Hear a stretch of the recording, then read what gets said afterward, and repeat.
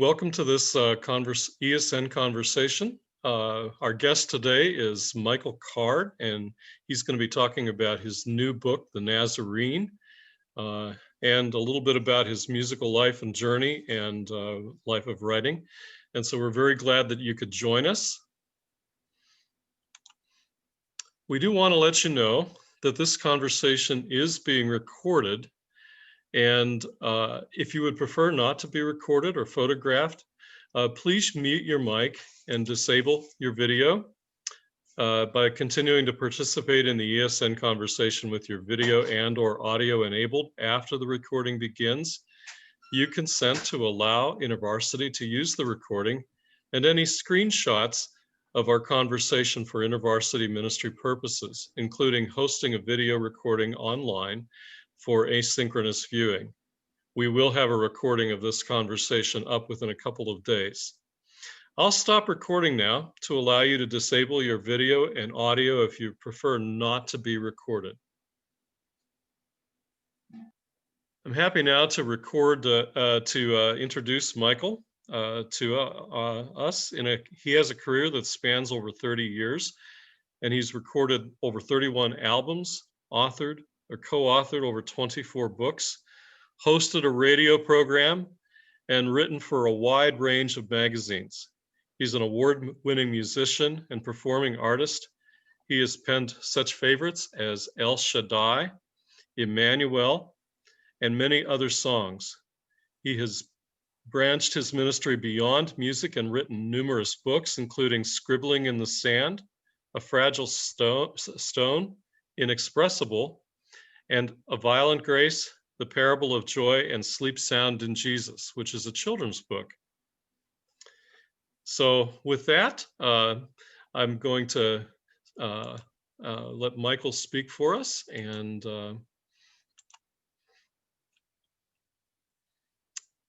just a moment here.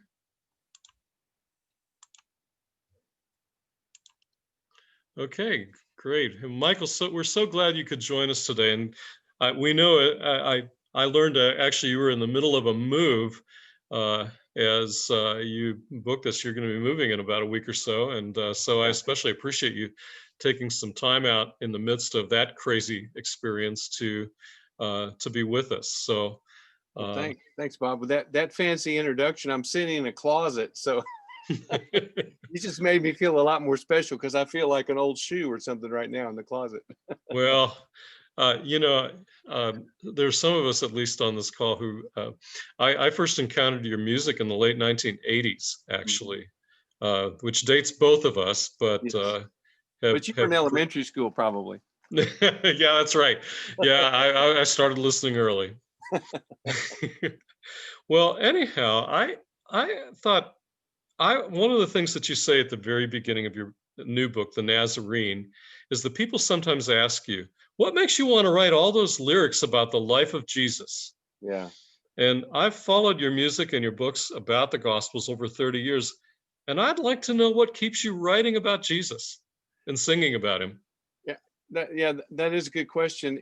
And there's lots of different ways to answer it. One of the central answers is it's really the only thing I'm interested in at this point. I've been a follower of Jesus since I was 8, and I'm 63 now.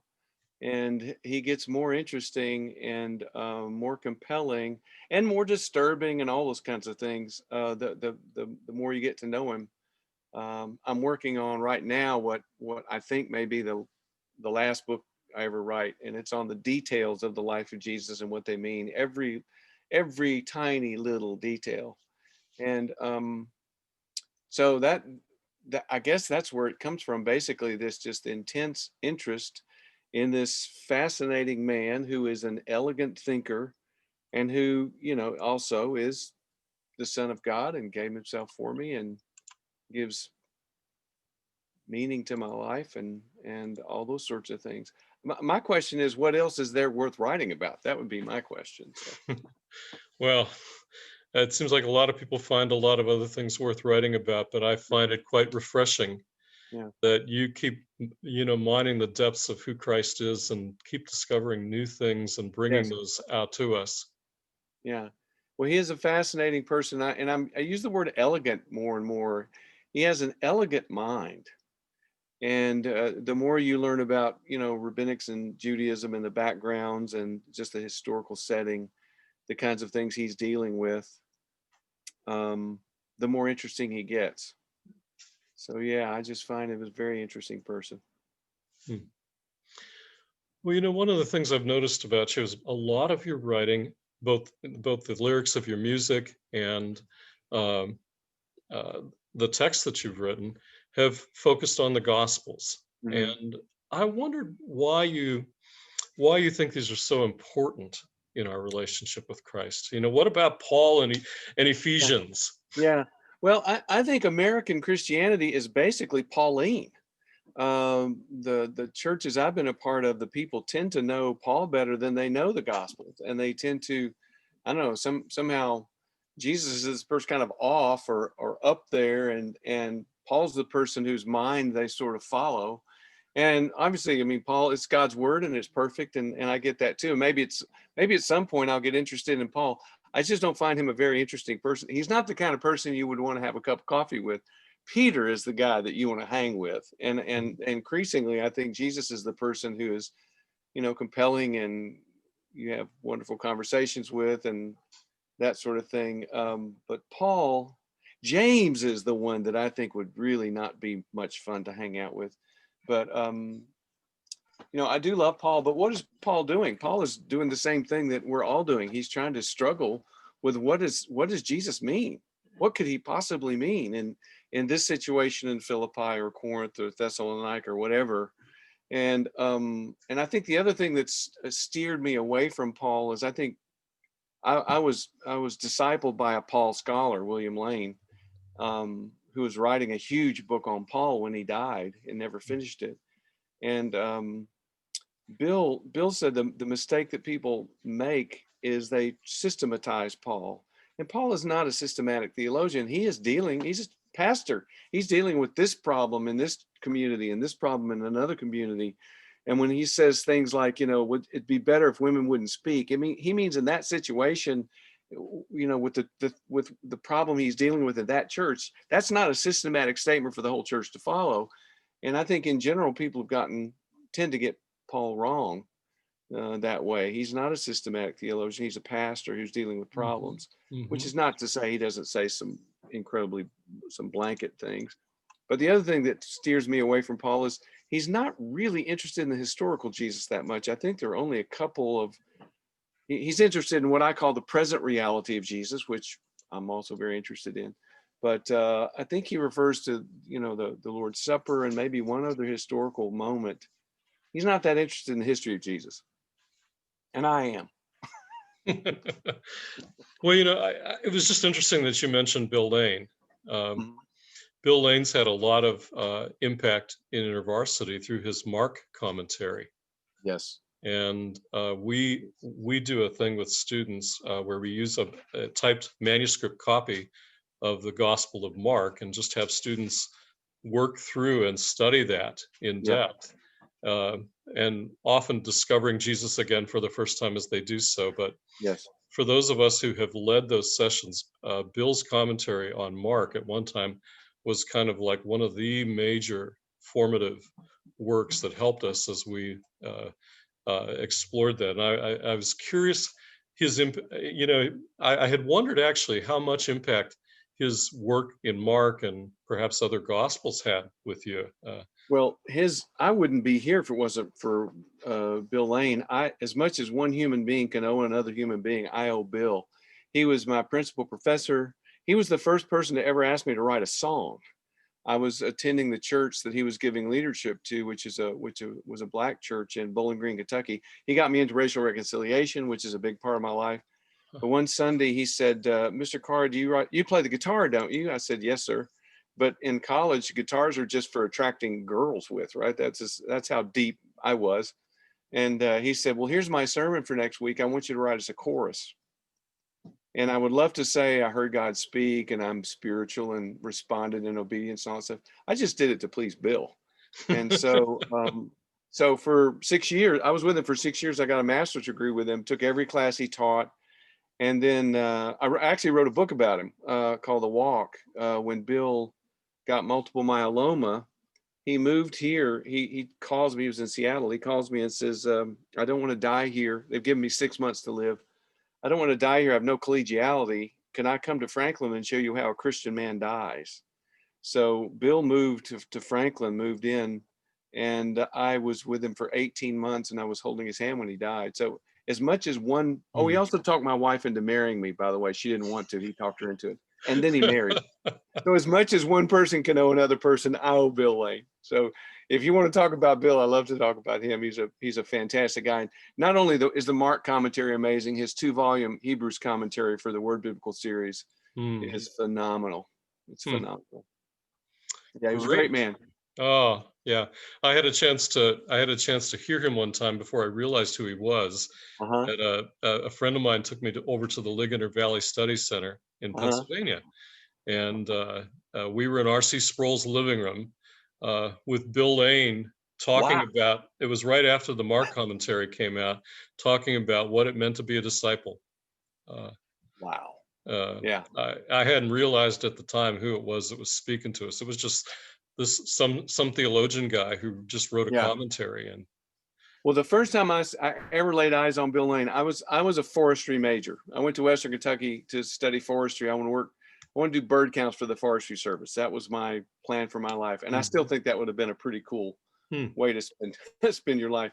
But I had to take a humanities class. I was a follower. I was a lover of Jesus, lover of the Scriptures then, and I had to take a humanity or class in that department, and ended up taking a New Testament class with Bill. And he was the kind of person I was warned against, right? A Harvard PhD, he will tear your faith apart and leave you, to put it back together. And Bill walks in for the very first class. He sits on the desk and he says, "My name is William Lane, and all you need to know about me is I'm a man under the authority of God's word." And this was in a secular university, Western Kentucky University. And my mouth fell open, and I looked and I said, "I want to be that guy. I want to be that guy." And so like I said, I took every class he taught, and I was with him as often as possible. I went to the church that he gave leadership to, and I was with him when he died. So yeah, we need more Bill Lanes in this world. That's quite a story. I hadn't expected to go there, but that is a wonderful model of somebody who's a mentor and so forth. Hey, I saw him engage with Scripture. Well, my approach, you engage with Scripture at the level of the informed imagination. That's Bill. Well, that's what I've done in music and books for almost 40 years now, and it was all Bill. It was all Bill. The Lord used him in an amazing way. Yeah, that's great. Well, tell me a little bit about the book, your current book, The Nazarene.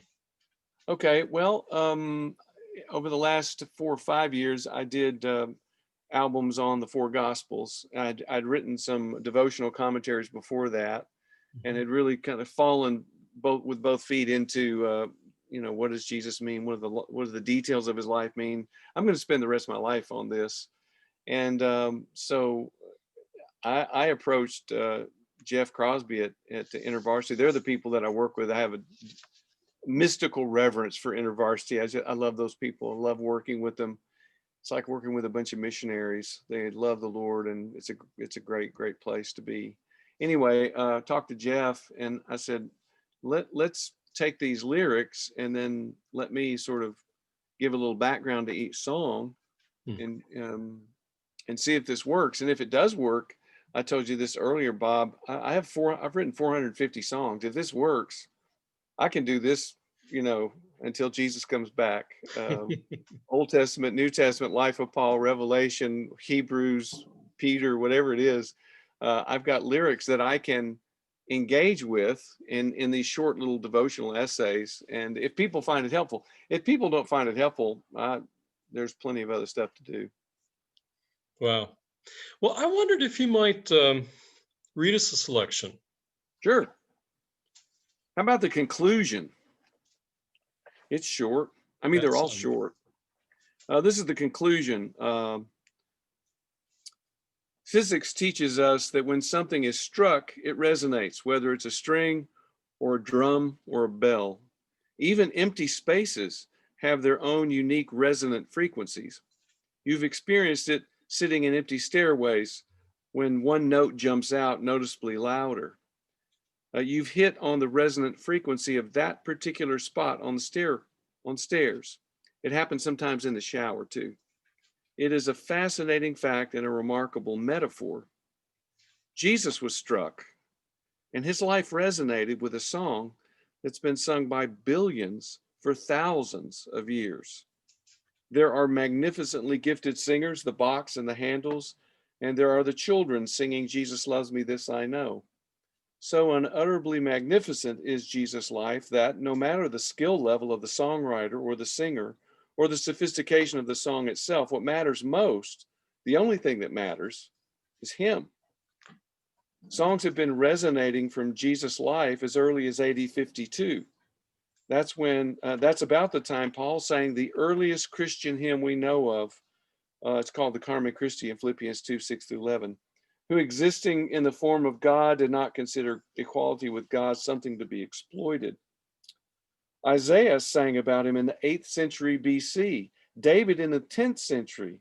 Luke celebrates the fact that upon hearing that Jesus was born, everyone started singing, Mary, Simeon, the angels.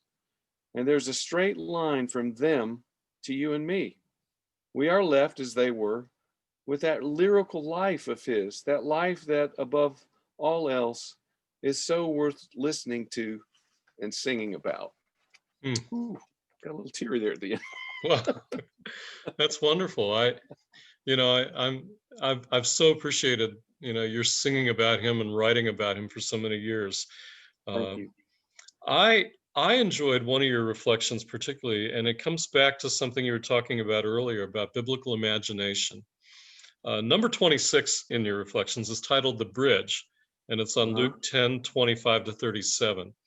And you have these words here that you highlighted: from the head to the heart, from the heart to the mind, the truth must make a journey.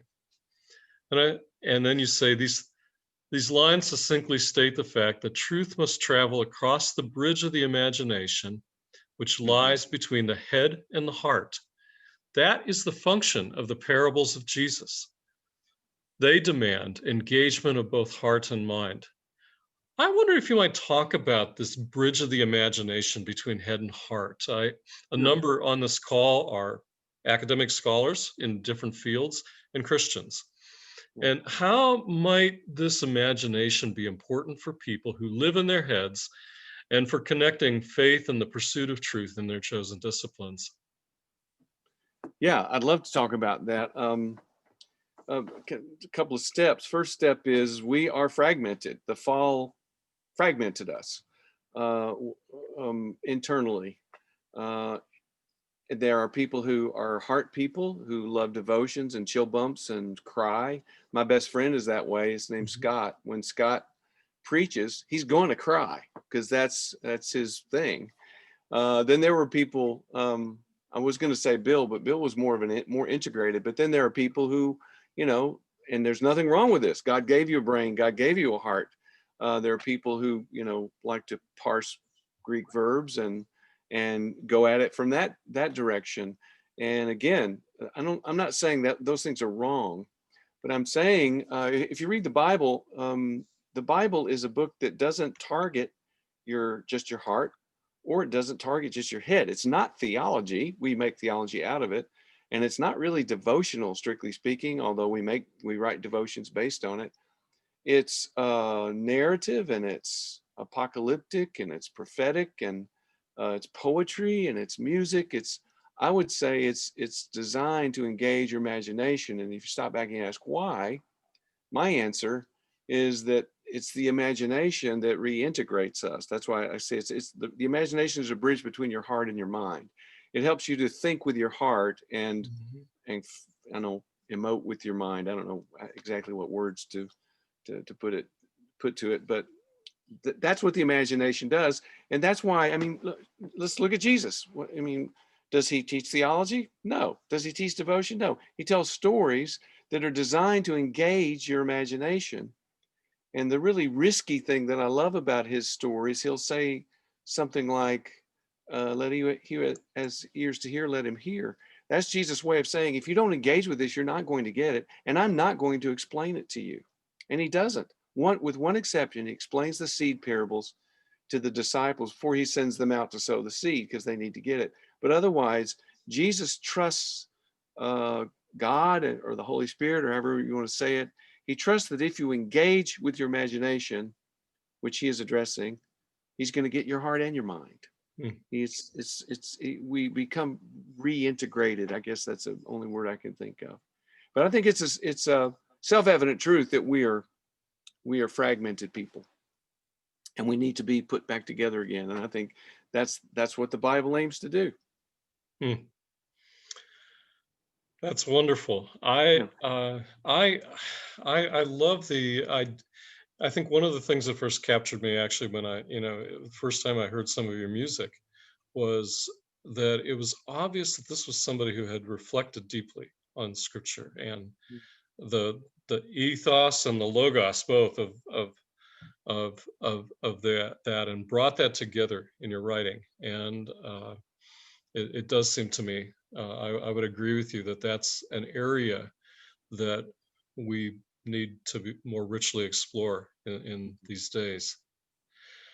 The other thing, one of the other reflections talked about number 14 in your book, talked about the stranger. Mm-hmm. I wonder if you might say a little more about your thoughts about that particular piece, because I thought that was very profound for us. I'm turning to the yeah, you're Oh. remember what I said. Well,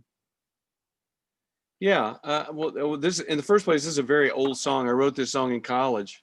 And I think what I'm trying to say is we have this assumption that we know Jesus, but in many ways he is really estranged from us. He is a stranger to us, and the wonderful gift of the Holy Spirit is, I think and that's what he says the Holy Spirit's going to do in John. He says it's going to reveal who he is to us, and it's wonderful to be caught up in that process, and to be in community. This is the other part. I love this part, to be in community with other people who are seeing and understanding things in fresh ways that you never have, and maybe never would have until you're in community with them. I'm trying to think of a good example. I go to a Bible study at First Missionary Baptist Church over here, and it's led by a person who's really becoming my best friend, a guy named Anthony Pickett. And Anthony sees details in things, and Anthony's not a scholar. He's a very smart guy. He works at the Saturn plant, but he sees things and engages in ways that I just don't. And what did he see the other day? We were looking at Luke, and the transfiguration happens in Luke, and Luke is not interested in the fact that it's at Caesarea Philippi, and everybody else is. And I mean, that's a detail, but I stopped and I go, Anthony, I've never noticed that he doesn't care. And Anthony goes, well, Luke doesn't get interested in geography until Acts. Then he gets real interested in where things happen. And I had never seen that before. I'd never read that in a commentary. To my knowledge, no one had ever thought of that until Anthony had thought of that. And it's so, so back to your question, Jesus is the stranger that we're constantly still asking new questions about and learning about. And there's no one else like that in history. No one else with that depth, certainly. Well, He really must be the Son of God. Well, I resonated with that because I find myself again and again in the Gospels saying, yes, who is this? Yeah. And that's what people are asking themselves, right? Who is this man? Yeah. Right. He speaks to the way. I mean, he speaks to the weather and it does what he says. And those kind of nuances are again, and this is Bill Lane, the fact that in Mark, it's not the storm that they're afraid of, it's Jesus they're afraid of.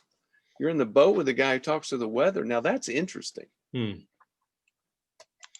Wow. Wow. That is amazing. Yeah.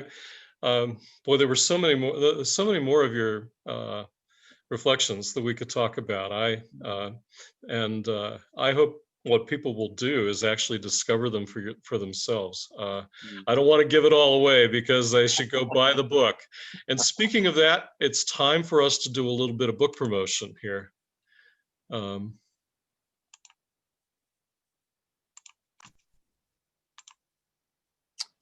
Okay.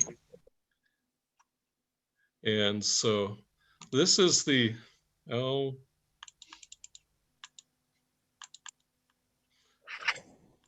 this is the Nazarene. Gorgeous cover on that. Yeah, And InterVarsity are so good with covers. they are. We have some of the best artists around, I think. Yep. Well, for those on the call, at least for the next couple of weeks, the Nazarene will be available at InterVarsity's website at 40% off, and we've actually put that link in the chat, and you can use the discount code CARD40 at checkout. Now, we actually have a way that you can get a copy of the Nazarene for free. You know, the Emerging Scholars Network is actually a ministry of InterVarsity for aspiring scholars who want to follow Jesus in their scholarship, to support and encourage them. We work, as do other InterVarsity staff, in raising funds to secure the means to do that work. And we have a programming account that covers all of our costs for the different social media platforms that we use. And we've enjoyed some grant money, but we are actually at the point where we're going to be going off that grant in the next year or so. And we're inviting people to become sustaining supporters of the Emerging Scholars Network Programming Fund. And so we have a special offer we'd like to make of offering you a second copy, maybe to give to a friend, or perhaps your first. And we will send a complimentary copy of the Nazarene to anyone who sets up a recurring gift to support the work of the Emerging Scholars Network. And we have a link there that you can go to do that. And the link as well is in the chat, and we'd invite you to do that. And anybody who does that, we will get that information and send you a complimentary copy of the Nazarene. So you can't beat that. So get one for you, one for a friend that way. Excuse me, let me go back here. That's for later. And we will go into some question and answer. And I see we have a question here from Kathy. And actually, Jason seconded this question. Could you tell us more about your journey toward understanding racial justice and equity? You mentioned that earlier in the conversation. Yeah. Well, I grew up in Nashville during, the 60s. I barely remember a white-only drinking fountain in Nashville downtown. I remember my mother pointing that out to me when I was little. My grandfather, who was a pastor in Knoxville, Tennessee, integrated his church in 1930, First Baptist Church in Knoxville, Tennessee. That in itself is a fantastic story. So that, from my mother's side, that has always been an issue. When I was about, I guess, 7, my first memory of church is looking down the aisle, and the deacons had blocked arms to block a black family that wanted to visit our church. That's my earliest memory of church. So there were a lot of seeds. I was, a lot of other, little moments like that in my life that I was always sensitive to. And lo and behold, I start studying with Bill, and Bill is giving leadership to a little dying Black Presbyterian church, Cecilia Memorial Presbyterian Church in Bowling Green, about 25 elderly members. And here is this Harvard PhD giving leadership to the church and really connecting with the people. And his students, we started coming to the church. And Bill really is the person that sort of actualized all that in me. I had all these questions and all this turmoil. I grew up in a very, what's the word? prejudiced world. And so that was another piece that was so important with Bill. And so in the context of that little church, I found real community and still have some very, very close relationships out of that church. And it's been ongoing. I'm part of a group called, or was part of a group called Empty Hand Fellowship. It's kind of, everyone's died. There's only a couple of us left. But we had a racial reconciliation group here in Franklin called the Empty Hands Fellowship that was led by a guy named Denny Denson, who had been a Black Panther in Chicago in the 60s. And he was a pastor at the church I go to the Bible study, First Missionary Baptist. So there are some ongoing, that's still ongoing. We have some wonderful things happening here in Franklin in terms of opening the door of your life to someone who's not like you. And that's not just a racial thing. I was having a discussion with Pastor Marvin, who was also a group member of our group, and we realized, I said, how many friends do you have that are handicapped? I have one friend, Jenny Owens. I mean, you probably know her. She's a songwriter. She's blind. I have one friend who's handicapped. Of course, she doesn't think she's handicapped, but it's not just a racial thing. It's, you know, Denny used to say, open the door of your life to someone who's not like you. And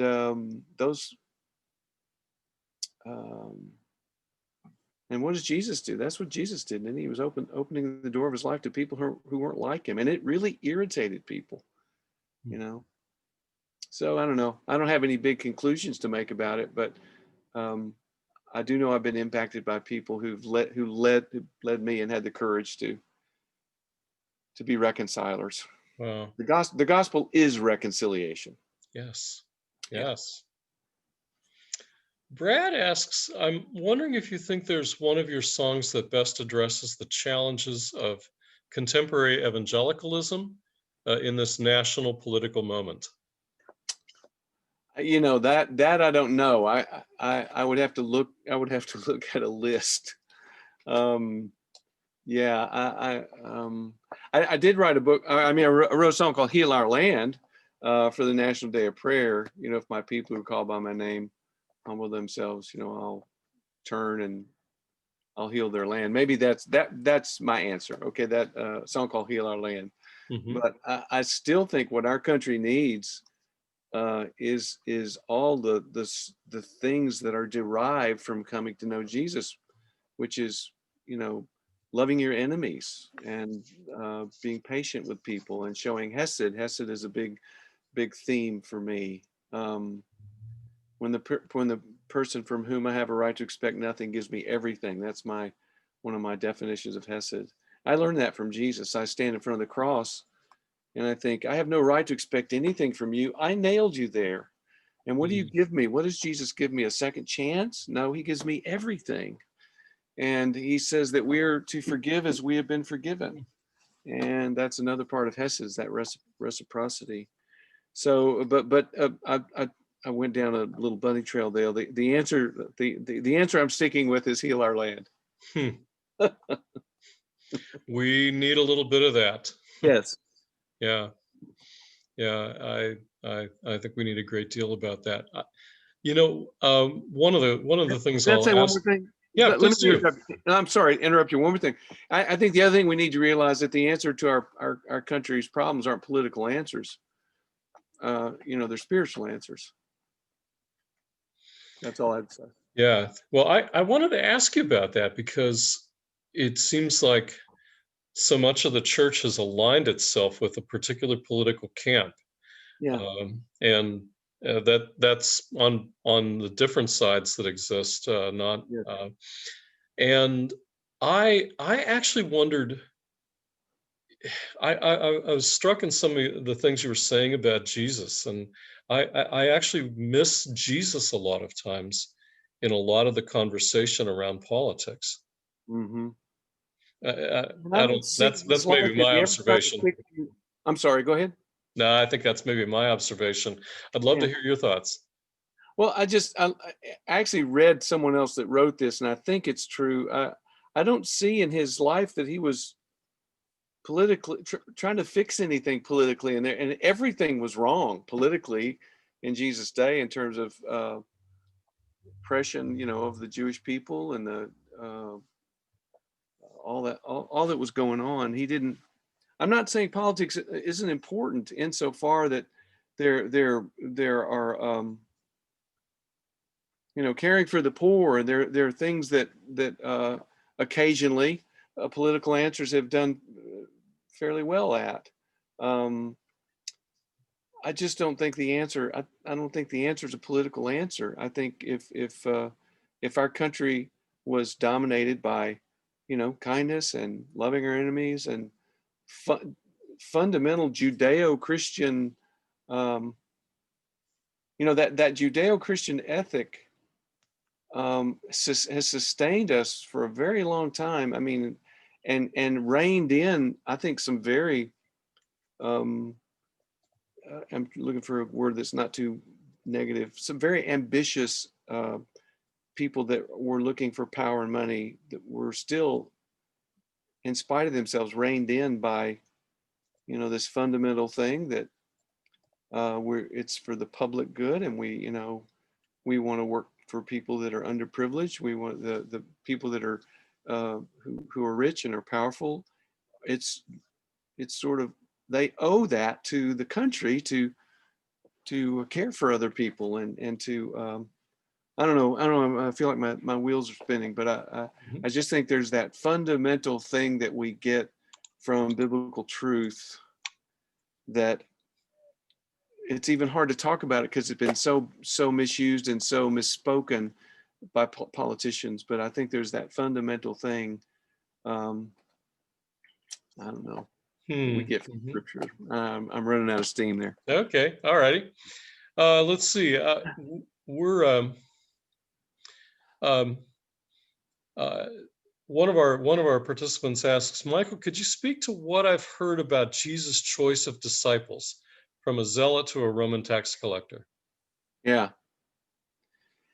I'm supply preaching at a church here in Nashville until they find a pastor, and that's what I'm talking about this Sunday. So I've been thinking about this a lot, and especially in the Gospel of Luke, between I think chapters like 3 and 7, there's this whole string of unorthodox and paradoxical things that he does, and choosing Matthew is one of them.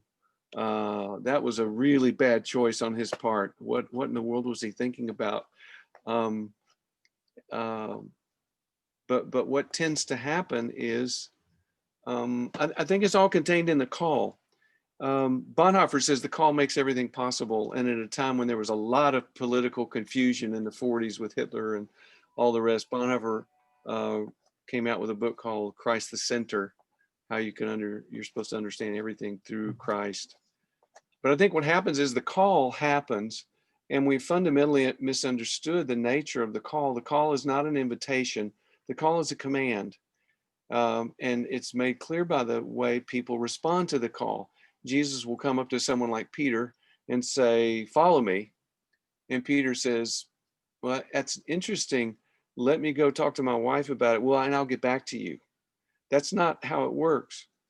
They drop the things that are in their hands and they walk away. And Matthew's example too. Matthew's standing behind this pile of money at a tax table probably. And Jesus says, follow me. And he stands up and walks away. Mm-hmm. And so you see Simon the Zealot. The Zealot movement had just begun. It was proto-zealots. There weren't really, that didn't happen until later, and it actually began in Galilee. The Zealots were kind of a bunch of Galileans initially, anyway. You have someone like Simon the Zealot,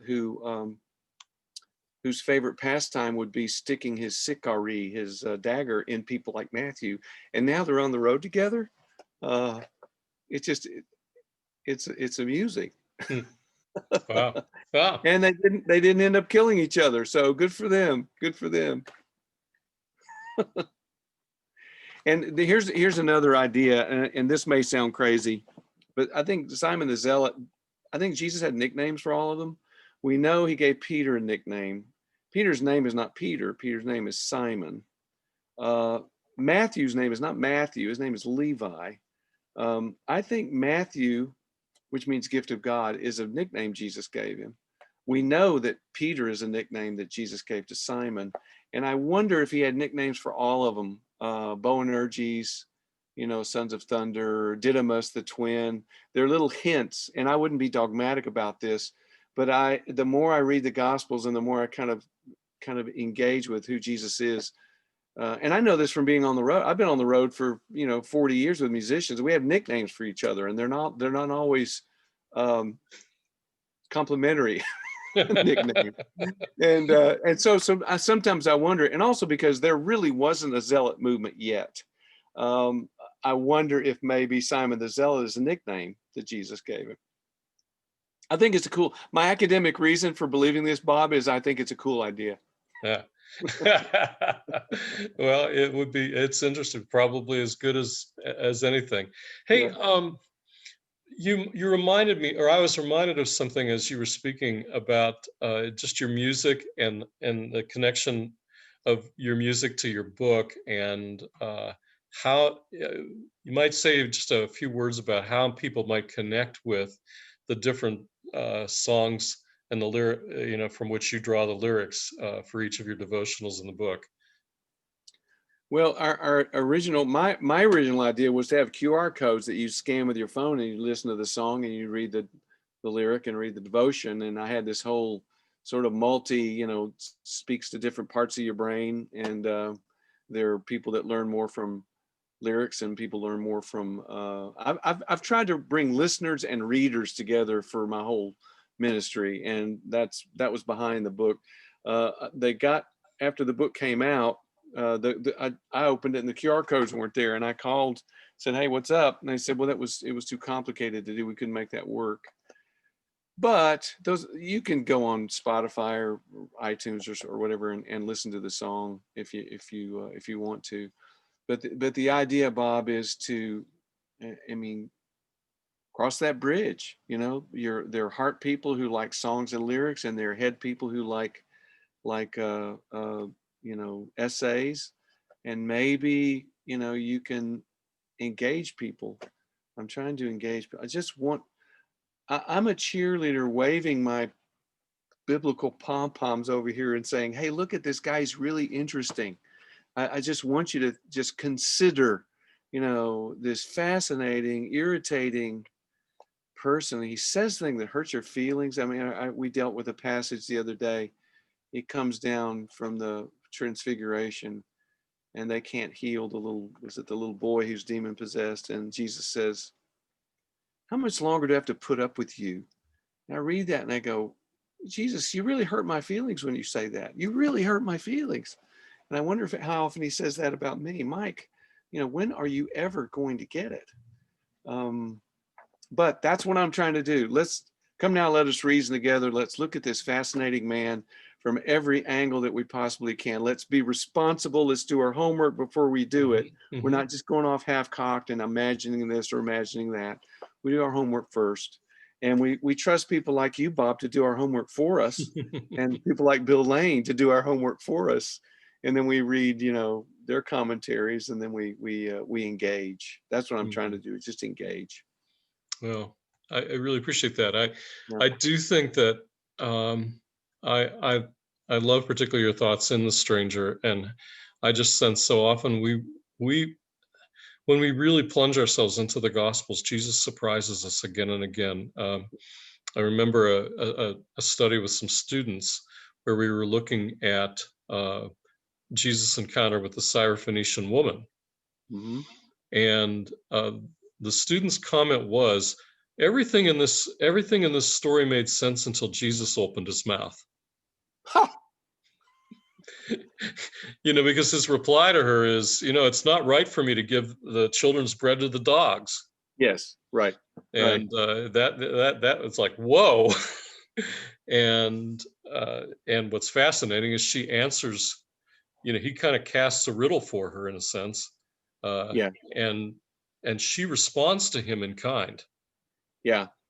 It's one of the strands of his life is his openness to women at a time when men didn't even speak to women in public. Men didn't speak to their own wives in public in Jesus' day. And you find him, I think the woman at the well is a wonderful example of this woman who's been abused and is the kind of person that attracts abusive people. She's been married all these times, and now she's living with someone who doesn't love her enough to marry her. And Jesus engages with this woman. And the Syrophoenician woman, I think, is another one. He's not calling her a dog. I think that's misunderstood. It's dogs aren't a part of Judaism. He's speaking Greek to her. I think that's one of the passages that proves to us that Jesus speaks Greek. He speaks probably 3 languages. And Gentiles have little household dogs. That's the word. And he's appealing to an image from her world. He's not calling. I don't think he's calling her a dog. Yeah. But I love the way the disciples come back for the woman at the well, and what do they say? They're surprised to find him talking to a Samaritan. No, it says they're surprised that he's talking to a woman, because they don't have as high a regard for women as Jesus does. Don't get me off on that stuff. This is the kind of stuff I'm really interested in. Yeah, no, and that is what's so surprising about Jesus. He has Mary sitting at his feet when he's teaching, which is the place of a disciple. Yes. And he says of her nothing. What he says to Mary, he doesn't say anything remotely like it about anyone, male or female, certainly not the disciples. From now on, wherever the gospel is preached of the whole world, what she's done is going to be told in memory of her. He memorializes her. And what a huge, I think Jesus and Mary had this kind of intuitive relationship. She is the only person that understands that something really bad, I think, is about to happen, even though he is in ever increasing detail. He's told them exactly what's going to happen to him, from even to the degree of to being spat upon and to being bound and being crucified and all that stuff. They don't seem to hear that, but she seems to understand he's not going to be here that much longer. I need to do this while I can. And at the same time, the disciples are arguing about, who gets to sit at his right or his left hand, because they're about to go to Jerusalem, and clearly he's going to be crowned king. But yeah, his relationship, his sensitivity to women, and there is never a hint of any sort of scandal or anything that might have been inappropriate, because if there would have been, the Pharisees who were against Jesus would have certainly tried to make a case out of that. That I think that's interesting. Why doesn't anybody explain to us what he looks like? There's no credible description, and I so want to know what Jesus looked like. And I think the answer is he looks like everybody else. There's nothing. He's very ordinary. You pass him by in the street, you don't look twice. He's standing on the shore 100 yards away, and the disciples don't know who he is because he looks like anybody else would be standing on the shore. He's not tall or short. He's average, 5 foot. He's 5'6". Okay, that's the average of. You found that in your studies, huh? Huh? You found that in your studies. Oh, I'm working on every little detail. Yeah, the 200 skeletons, first century Jewish males were dug up, and the average height was 5'6". The average hair length was 2 to 3 inches. So his hair's 2 to 3 inches long. He's 5'6". Now that's here on me. 5'6" comes up to my nose, and I'm tempted to say he's short, but everybody's short. That's average, right? In Jesus' day. But my point is, Bob, no one's interested in what he looks like, because apparently there's nothing extraordinary. And if he'd had big ears or something, the Pharisees would have made fun of that. But apparently he's just this ordinary. Well, Isaiah, there's nothing in us that would attract us to him. So he's not handsome. He's just normal. He's like, you and me. Hey, I have a colleague who is a colleague and a former team member by the name of Kathy, who asked if she could share how God has used your music and books to impact her. And so, Kathy, if you would want to unmute and say a word. Sure. Well, thank you, Michael. It's such a treat. And I have to say it's strange to see Mike Card on your thing. I don't think I've ever in my life thought of you as Mike Card. I'm Michael when I'm in trouble with my mother. So. Yes, I know what you mean. So I really came into my faith in the early 1980s. And your album, First Light, was the first Christian vinyl album I ever owned. Wow. And your music has continued to shape me. So I feel like I've been chasing Jesus because I've been chasing you musically. And now have come to discover all your books. And I have tried at least a half a dozen times to see you in concert, like when you came to Milwaukee, Wisconsin, and something always got in the way. And I was never able to go. So when I heard you were speaking this conversation, I said, well, horses aren't going to keep me from being able to listen to you talk about, how God has used your life. But during one point at a dark night in my soul, the words to "Could it be?" and the paradox of that was so meaningful. Could it be that you make your presence known so often by your absence? And at that point, and it was kind of early in my ministry career with InterVarsity, that God was just silent and echoing. Everything was echoing off the walls. And that song and those words kept me going to keep pursuing God, even when it didn't look like I thought it would look. And when 19 years ago, when our daughter Molly was born, she grew up listening to Sleep Sound in Jesus. And this is going to choke me up because right now Molly isn't following Jesus, but I am trusting that as she slept and those words were sung over her, that and scriptures that she learned as a child, God is going to continue to use them. Well, let me encourage you with this. We had a son who went astray. I mean, he was arrested for 4 times for drug possession, and we had. He really went off, and he has come back and has married and has 2 wonderful kids. And what we learned from that is that the seed that was planted in her, it's good seed, right? It's good seed. And so that's what we learned from our son, who kind of went astray. All along, that seed was there, and it finally took root or germinated, or whatever word you want to use. So the seed is in her. I mean, growing up with you as her mom, she, the seed is there. So, you just pray.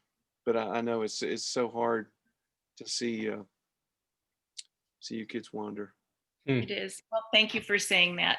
Yeah. It means a lot. And I'm right now enjoying your Matthew commentary as I'm going through Matthew in my quiet times. And every now and then a song, like when I was in Matthew 1, Joseph's song was what was in the background as I was meditating on that passage. And so thank you. God has really used you in your words and music. Well, thank you so much for that encouragement. My wife says I'm an affirmation junkie. When will it ever be enough for you? She says. I said, well, if I ever hear, well done, thou good and faithful servant, that might be enough even for me. That might even fill up my cup. But what I've learned in the last, again, I'm 63 years old. What I've learned in the last 4 or 5 years is, if any of this stuff has been really helpful, I had nothing to do with it. I mean, if you like my guitar playing, hey, I'll take credit for that. But if there's something that has spiritually impacted you and really helped you, I had nothing to do with that. And that's a very freeing thing for me to realize. But thanks for that encouragement. I soak it up. You're welcome. Well, may God continue to give you many more years and words to speak for him. Thank you. Well, we could go on, I think, on this for quite a while, but we need to wrap up here. And so I want to take us to just remind us, first of all, and Michael, this has just been a wonderful conversation. We so appreciate you being with us today. We hope we'd invite you to pick up Michael's new book. It's coming out just before Advent, so it strikes me as just a wonderful book for us to read as we reflect on the coming of Jesus. It could equally be, there's 40 devotions, and so it could equally be a good Lenten devotional. But I'd encourage you very much to pick it up as well. We do want to remind you that you can actually get a copy for free if you set up a recurring gift at any amount to support the work of Emerging Scholars Network. We would love for you to consider helping us out with the work that we are doing on these conversations and the other things we do on our blog and social media. And the links to Michael's book and to our donation site are both in the chat, and we'll leave the call open for several minutes so you can copy and paste those if you wish. Want to just mention our next conversation. Our next conversation is going to be in 2 weeks with Diana Groover. Diana does a lot of writing for the Veer Institute on discipleship and spiritual formation. And she has a book coming out, or that's recently just come out actually, called Companions in the Darkness. And she looks at 7 saints who have struggled with depression. And you're going to recognize the names of some of these people as you join us in the conversation. And so we would love for you to, you can sign up today for that conversation. It'll be at noon Eastern time. And it will, you can register at tinyurl.com/dgroover and join us in that conversation. Lastly, we just want to thank everybody for joining us today. Thank you for taking time out of your calendar and schedule to be with us. We know that all of you are very engaged and busy people, and we're glad that you could engage with us for this hour. We'd invite you, if you're not already a member, to join the Emerging Scholars Network. Membership is free, and if you just go to our blog.emergingscholars.org, you can click on the join button and fill out the brief form, and you'll get a mailing each month about all the different kinds of things that we're doing in Emerging Scholars Network and notices about future conversations. You can follow us on Facebook, Instagram, and Twitter. And we now have an ESN channel on YouTube that you can access via tinyurl.com/ESN YouTube.